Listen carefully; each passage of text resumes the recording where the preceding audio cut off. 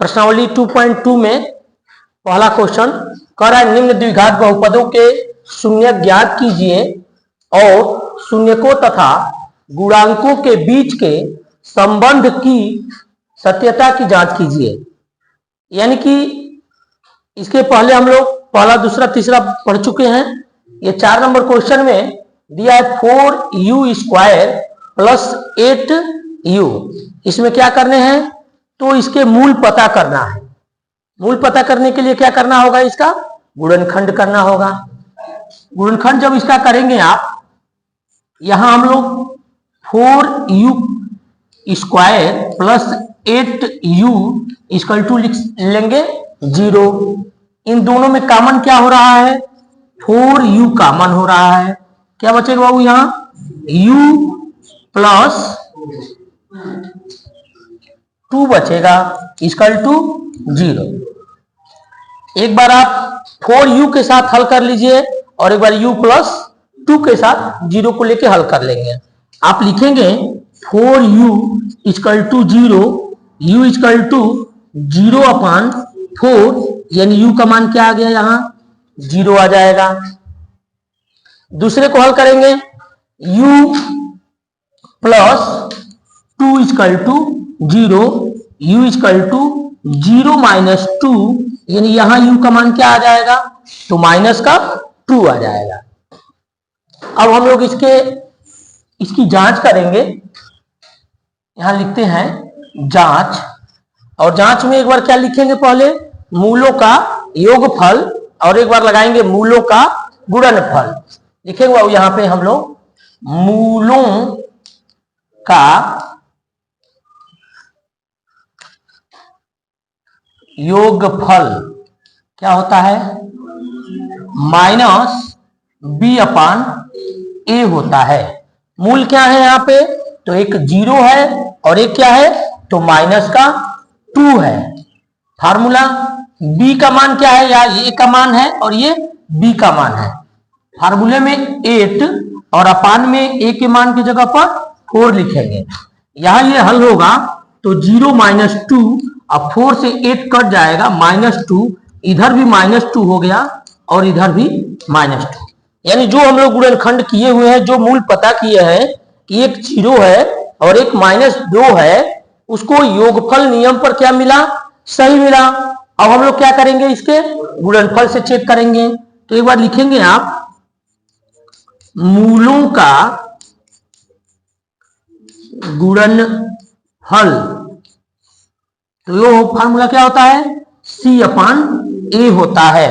मूल क्या है बाबू, यहाँ पे एक मूल 0 है और एक मूल -2 है, तो 0 का इंटू कराइए -2 में, और गुणनफल यानी कि इसमें देखिए u² है, u है, और जो अचर पद होता है वह इसमें नहीं है, यानी c का मान नहीं है। तो c का मान नहीं है तो क्या रखा जाएगा, 0 रखा जाएगा। जब वह समीकरण में है ही नहीं तो उसके जगह पर आप लिखेंगे 0, यहां हो जाएगा 0, और a के जगह पर क्या लिखेंगे 4।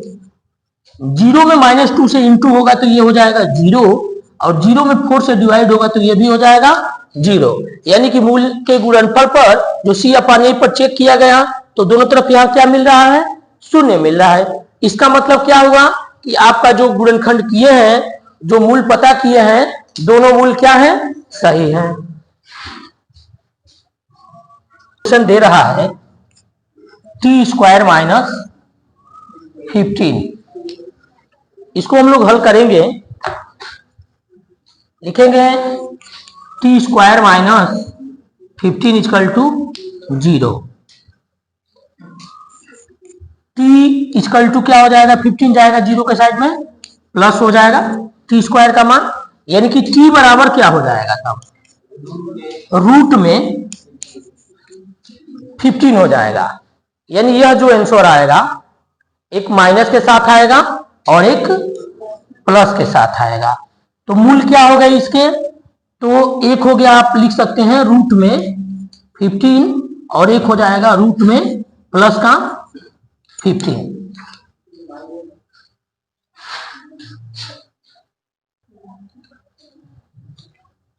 ये जो टी वर्ग है इसका जो आप 15 लिखे हैं, तो टी बराबर ये कोई भी संख्या जिसका आप वर्गमूल निकाल रहे होते हैं उसका दो मान होता है, एक प्लस के साथ होता है और एक माइनस के साथ है।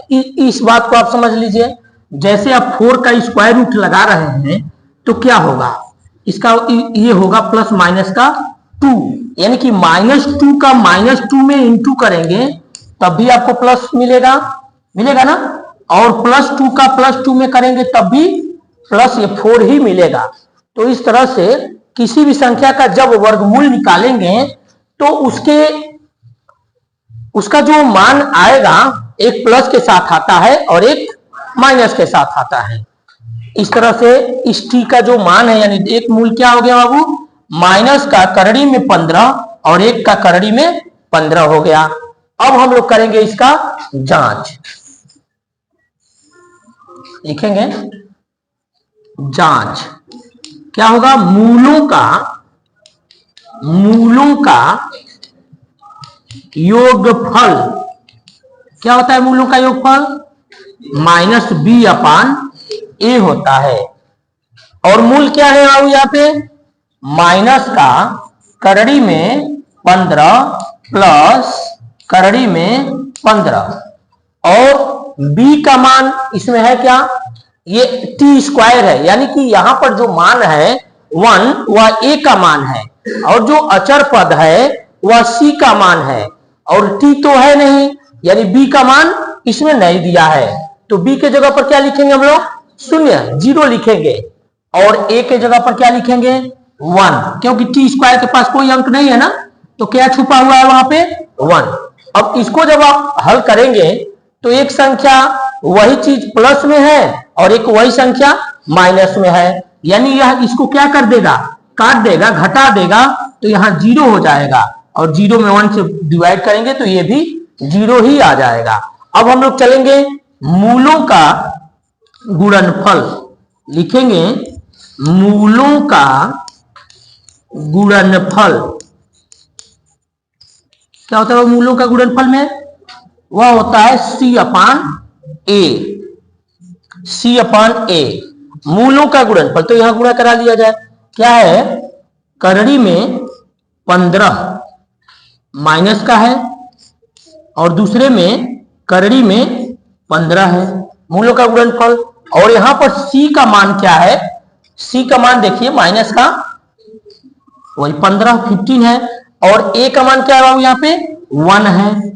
अब इस माइनस करड़ी 15 से करड़ी 15 में गुणा करेंगे तो या तो करड़ी में 225 लिखें या करड़ी हटा के केवल 15 लिख दें। एक प्लस में एक माइनस में, तो आंसर किस में आएगा, माइनस में। 15 ये हो जाएगा, और 15 में 1 से भाग करेगा तो ये भी माइनस का ही 15 होगा। इस तरह जो मूल हम लोग चेक कर रहे हैं, एक बार योगफल पे भी सही निकल रहा है और एक बार गुणनफल पर भी सही निकल रहा है। इसका मतलब जो आप t² - 15 को हल करके मूल पता किए हैं, माइनस का करड़ी 15 और 15 वह क्या है, सही है। अगला 6 नंबर क्वेश्चन देखेंगे। यहां दिया है 3x² - x - 4। इसमें मूल पता करना है, तो इस द्विघात समीकरण का सबसे पहले हम लोग कर लेंगे गुणनखंड।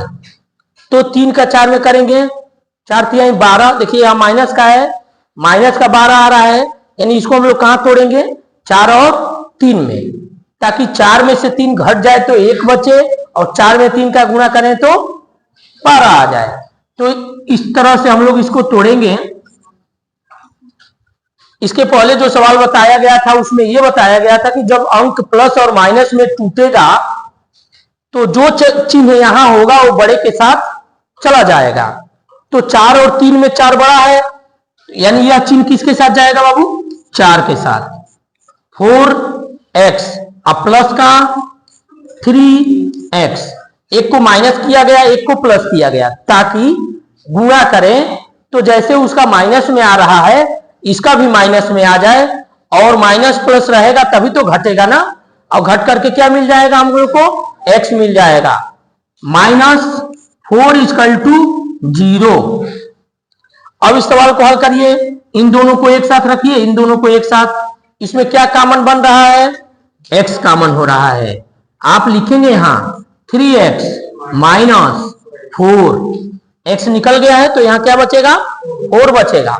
इन दोनों में क्या कॉमन हो रहा है, कुछ नहीं कॉमन हो रहा है, तो कुछ नहीं तो क्या कॉमन लिया जाता है, 1 को। यहां जो चिन्ह है वो लेकर के और 1 बना लिया जाता है कॉमन, यानी प्लस का 1 कॉमन हो गया, तो यहां बचेगा 3x माइनस 4 इक्वल टू 0।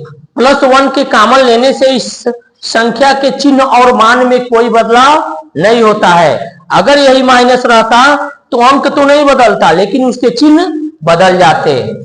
आगे बढ़ेंगे। अब इन दोनों जोड़ा में क्या बराबर आपको दिख रहा है, 3x माइनस 4, तो वही आप कॉमन कर दीजिए, 3x माइनस 4 यहां हो जाएगा x प्लस 1 इक्वल टू 0। अब दोनों को अलग अलग हल कर दिया जाए, ये होगा 3x minus 4 equal to 0, 3x equal to, ये माइनस 4 जीरो के साइड में जाएगा, प्लस हो जाएगा, यानी 4 हो जाएगा।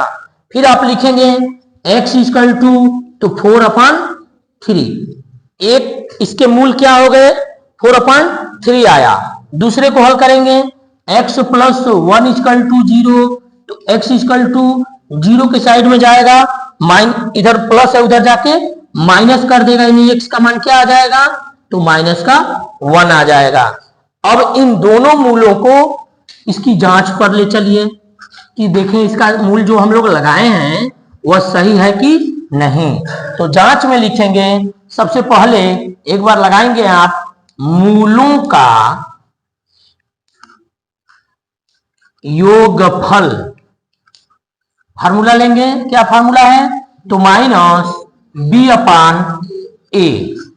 मूल क्या है बाबू यहाँ पे, तो एक आया है 4/3 और एक आया, योगफल है ना, योगफल करेंगे प्लस, और एक आया है माइनस का 1 इक्वल टू, यहां रखिए b का मान, देखिए x यहां पर यही ना b का मान, यहां पे जो अंक होगा वो b का मान होगा, x के गुणांक b का होता है, तो यहां माइनस है तो क्या होगा, माइनस का, और चिन्ह ही माइनस में है तो माइनस और माइनस का 1 एक बार लिखेंगे, अपान में a है और a का मान क्या है, यहाँ पे 3 है। इसको हल करेंगे तो ये हो जाएगा 4/3 और ब्रैकेट खुलेगा, यानी कि प्लस और माइनस क्या होगा, यहां माइनस होगा 1 इक्वल टू, यहां ब्रैकेट खुलेगा तो ये क्या चिन्ह कर देगा, प्लस कर देगा, यानी 1/3 कर देगा। इन दोनों को सॉल्व कर लीजिए, इसके नीचे कुछ नहीं तो 1 छुपा हुआ है, दोनों का एलसीएम 3 हो जाएगा, ये 4 रहेगा, ये 1 से डिवाइड 3 में, और 3 से 3 आएगा, 3 से 1 में मल्टीप्लाई, ये 3 हो जाएगा, और इक्वल टू इधर आप लिखे हैं 1/3। माइनस करा दीजिए, ये 1/3 यहां भी हो गया और 1/3 यहां भी हो गया, यानी कि जो मूलों का योगफल पर हम लोग चेक किए तो वहां क्या मिला, सवाल सही मिला। अब हम लोग ले चलेंगे कहां, मूलों का गुणनफल लिखेंगे, मूलों का गुणनफल क्या होता है बाबू, ये तो c/a होता है। मूलों का गुणनफल में c/a होगा, मूल क्या है इसके, 4/3 इंटू माइनस का 1 होगा। c का मान क्या होगा, यहाँ पे जो अचर पद होता है वो c का मान होता है, तो c क्या है यहाँ पे, माइनस का 4 है, और a का मान क्या है, तो वह है 3, -4/3 हो गया इधर। अब इसका जब 4/3 का इंटू होगा -1 में तो अंक तो बदलेगा नहीं, लेकिन ये माइनस इसको क्या कर देगा, प्लस वाले को माइनस कर देगा, यानी क्या आएगा बाबू इसका मान, माइनस का 4/3 इक्वल टू माइनस का 4/3 आएगा। इस तरह से योगफल पर भी दोनों मान सब बराबर आया और गुणनफल पर भी दोनों मान यानी -4/3 इक्वल टू -4/3 बराबर आया। इसका मतलब कि आप जो इस सवाल को हल किए हुए हैं, जो मूल निकाले हैं वह दोनों मूल क्या है, सही है।